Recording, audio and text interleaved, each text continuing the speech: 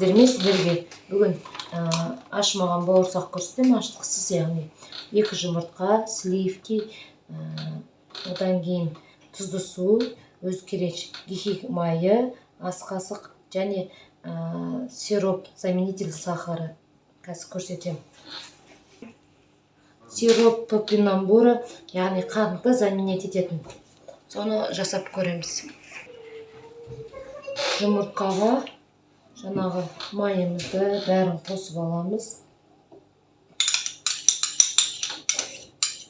Сливкиді. Май, жұмыртқа барлығын араластырып аламыз.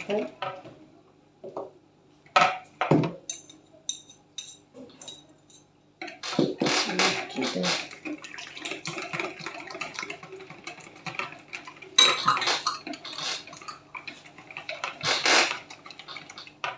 Жылы суды, тұзды су, яғни бұл.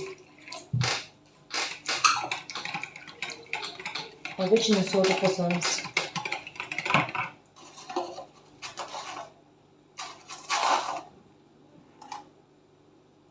Сода.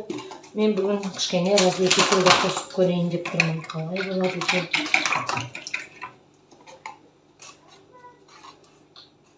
Осынша жетеді. Негізі сода қосылған жерге разликительді қосудың керегі жоқ, бірақ өзгеріс жасап көрейінші деп тұрмын. Осында енеміз.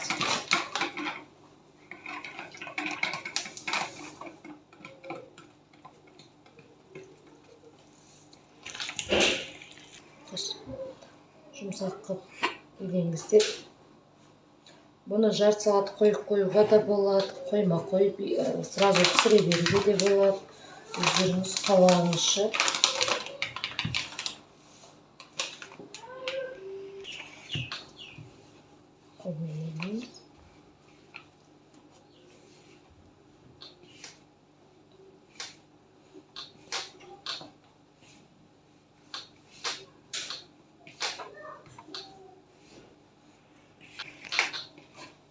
Осылай жұмсақ қып елеп алыңыздар.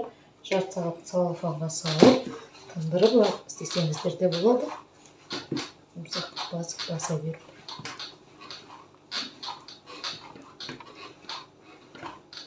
Мынандай жұмсақ нан болу керек.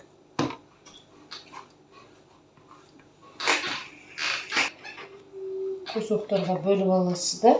Өздеріңіз оны пішінде домалақ қып, кесіп қызып тұрған майға пісіріп аласыздар.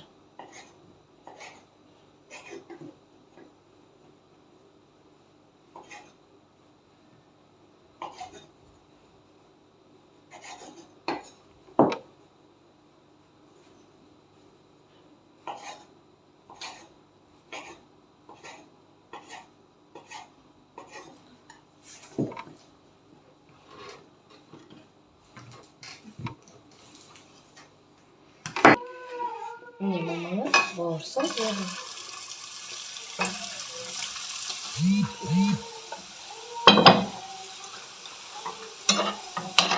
Отты ақырын баппен қойып қойыңыздар, қыздырып алғаннан кейін.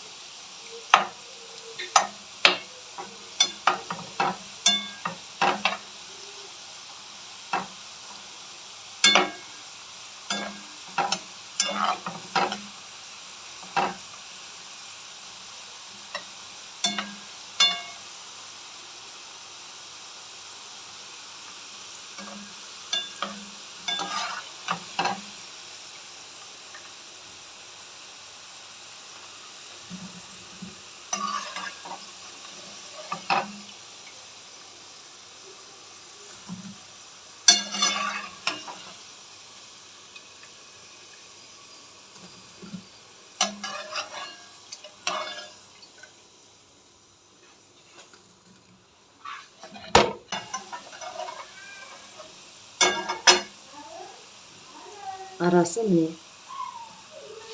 As bolsun.